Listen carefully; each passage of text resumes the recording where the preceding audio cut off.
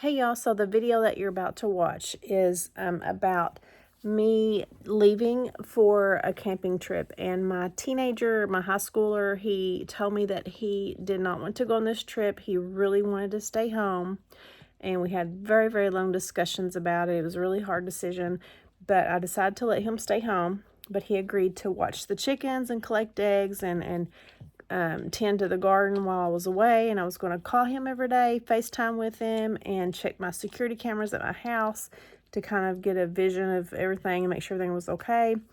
Well, the day we left, the internet and phone lines went down. Had no clue what was going on. We were already on the road halfway to heading to Myrtle Beach, 9.5 hours away from home, and I could not get a hold of my child. So, we went on and got there, and I still couldn't get a hold of him. I was calling our internet and phone provider, and they basically said they didn't have any answers. They were working on it, and they would get it fixed soon.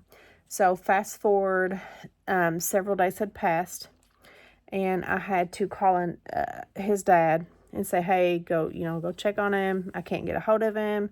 I don't know what's going on. So he ended up going over to his dad's house because he could not survive. My teenager could not survive here with no phone, no internet, no ability to play video games, nothing. The TVs are all internet connected. He had absolutely nothing. He said he was outside talking to the plants because he was so bored. He was talking to the chickens. And he is not a chicken kid, but he was out there talking to chickens. But after a few days, he went to his dad's, and a couple more days passed. The internet finally got fixed, and it came back on. So I contacted him, and he came back to the house and stayed for a couple more days before I got home. But during this time, the garden got neglected. He had collected eggs, and his dad brought them here every day while I was out of town, and they collected eggs, but he forgot about the part where you need to check on the garden. So I had some fruits and things that were starting to rot and bust because of weather, and like tomatoes and stuff. But when I got back, things was a kind of a hot mess, but we made things work. And I managed to make a lacto fermented salsa out of what I had. So stay tuned in this process of coming back and seeing what I saw when I came back. I had missed a melon that I was really looking forward to, but it rotted. But that's okay, because we had several melons since then that we were able to harvest and eat. But things turned out good. We made a lacto fermented salsa. If you want to learn how to make that, just stick around to the end and you'll see how to make that. But that's what you're about to watch. Thank you for watching in advance, and thank you for hanging out with me. So hope you enjoy. Oh, hello. We just got back from Myrtle Beach, and we were gone for a week. My son was supposed to have been picking stuff, and I think he picked 2 beans, and that was about it, because I came back and there was large beans, and there was one of my melons that got overripe and busted and was rotting, and lots of tomatoes. So let's take a look at what we got here. Okay, so I had to give one to the chickens because it was busting open. These are the Berry's Crazy Cherry. They look pretty good. Oh my goodness, they're falling off.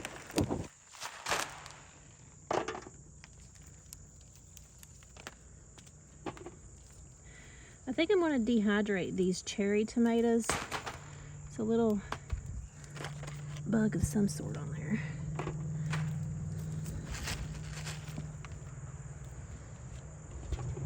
I like dehydrating them and putting them in soups and stuff in the fall months. I like to make Toscano soup and put dehydrated tomatoes in that. It's so good. They are really falling off. I'm really sad about my stinking melon that I was really wanting. Look at them, just literally falling off.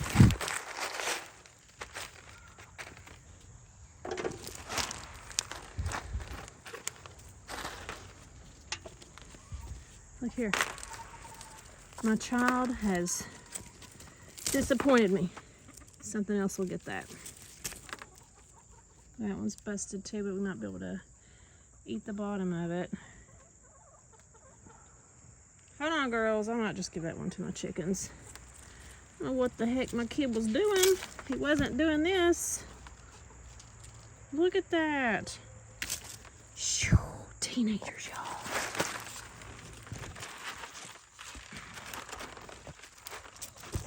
I can't hardly get it off. That one we can eat.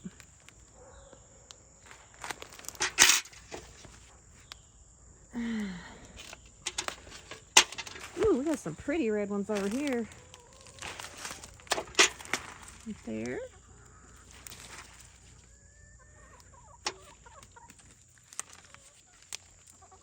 Thought I saw another one in there. Maybe I see things. Whoa, there's one. That's a pretty one. I know, girls. These black ones are taking forever to get ripe. So we'll give that a little bit more time. Oh, come on, spiderweb. Look at that, splitting. I'm going to try to salvage the other half of this. I'm not going to let it completely go. We can cut that part out and then freeze the rest of it. Like that, we'll cut that part off. And this rest is pretty good.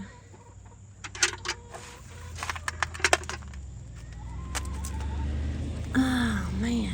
Oh, shoot. 2 spiders right there by my face. Shoot, that freaked me out. We got Tommy Tia's ready.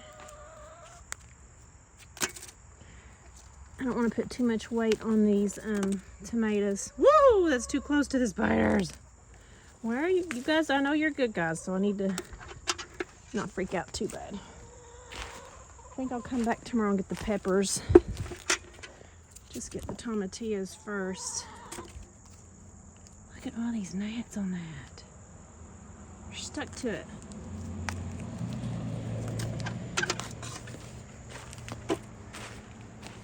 Whoa. That's a big one. And it's split in the bottom. I'm going to show this to my teenager and ask him what the heck he was doing. Hold on. Because he sure as heck wasn't getting this. Daggone it. I gave him 2 jobs. Collect the eggs and pick the fruits.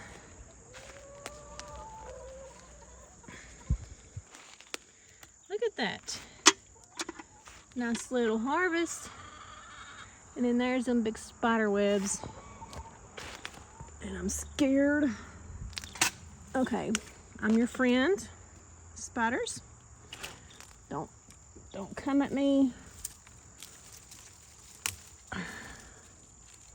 That one's split too. I mean, we'll take this one and let it ripen.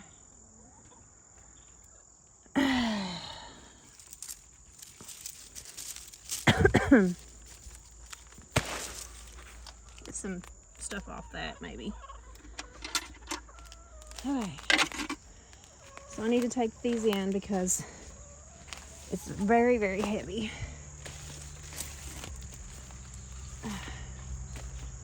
It's not too bad of a harvest for being gone for a week.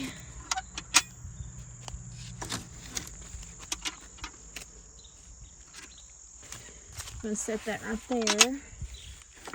Take a look at everything else.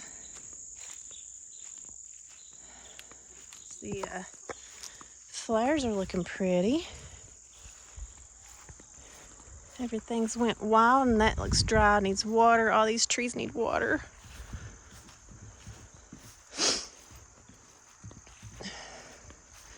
They probably feel like I've betrayed them.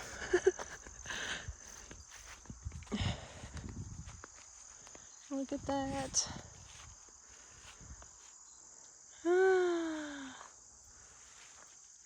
So In here, got beans starting to grow. I had some really big ones and they're kind of borderline gone to seed. So I'm gonna try to, like these right here getting close. We'll go ahead and pick these. With the yard loam beans, you twist them like that, and it will continue to produce from that pod head right there. So, looks pretty good. I had some right here that can go another day to get a little thicker. All right, doggies. We're gonna take in what we got so far. Oh yeah, these definitely need some water. Like, oh my gosh. Oh my gosh. That's sad. I gotta get the water hose out here.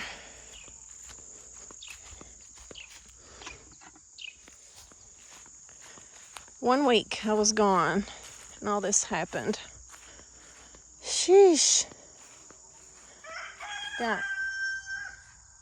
That's a watermelon, orange varieties over here. Got some in here I need to check on. That one right there is looking good. Ooh, there's a big one right in there.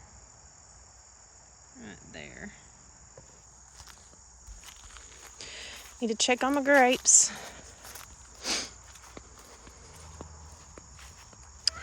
All these Tommy Tias got too big. They gotta get pulled. Lottie. I think I picked a bad time to go out of town because everything got neglected. Look how big they're getting though. They're still kind of hard.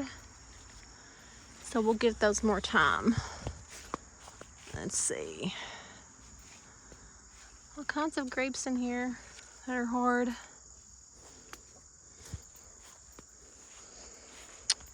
You got a flush of raspberries. These are the orange variety. And it's ready.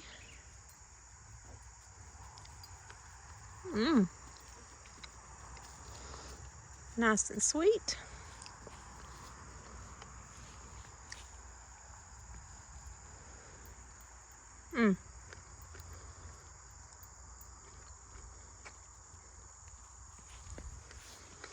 I miss picking fresh food out of the garden. These melons over here.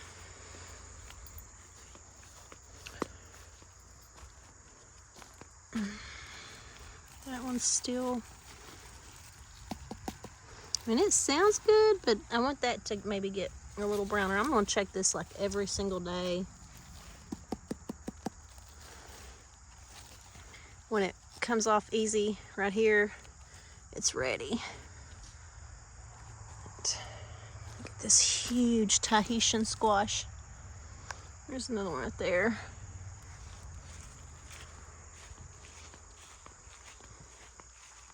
This is where my melon was that rotted.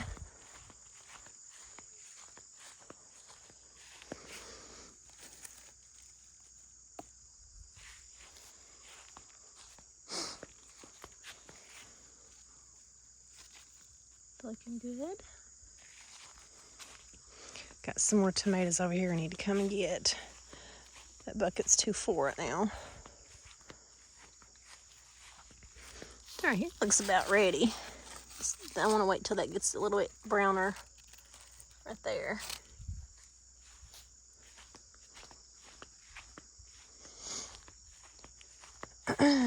This right here melon, the vine is dying. I guess something got to it. So you want to wait with cantaloupes and see how that's getting loose. It's almost ready. I'll check it maybe tomorrow and see if it pops off for the next day.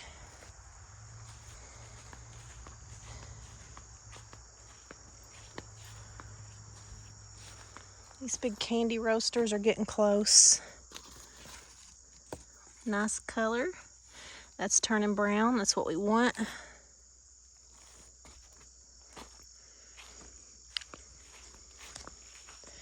apples. See how that's green on this side? I have to wait till that gets like a pale color, almost yellow, and that will be ready. Check on this one, it was getting there. Ooh, that one's getting pretty close. And they will pop off easy too when they're ready. Got some bug bites on some of them.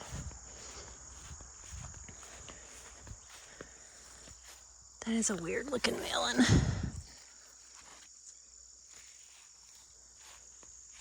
Man, my garden is like mad at me for leaving it, I think. It looks horrible. Okay, we'll finish off over here.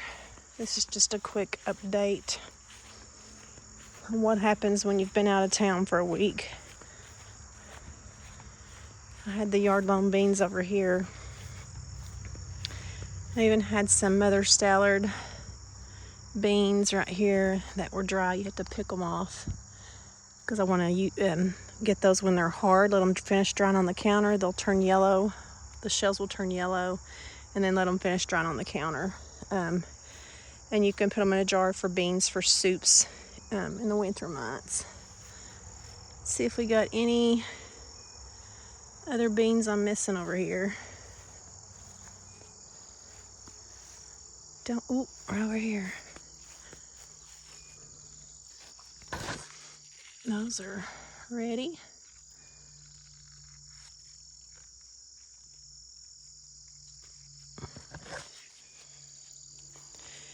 Noodle beans. Sweet potatoes have gone crazy. I've got some tomatoes over here. Ooh, the corn is trying to get its little head to pollinate, but there's no corn. Oh, down there's corn, but it's not ready.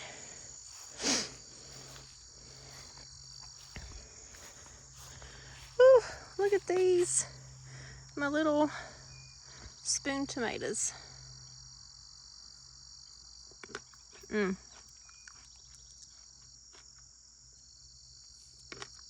I'll come back tomorrow and eat those. Those are sweet.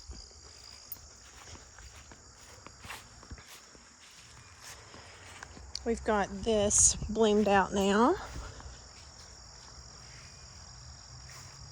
And I was hoping the beans would be bigger, but this had some big beans on it too. So I'm not sure what's up with these. They look kind of sickly. This one looks like it's dying off. I'm not sure what happened.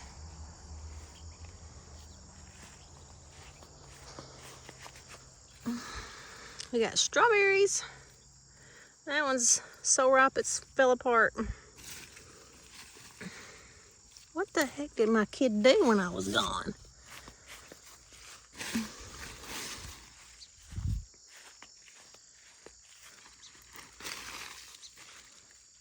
I mean, they're mushy. I'm about to eat it anyways. That was good.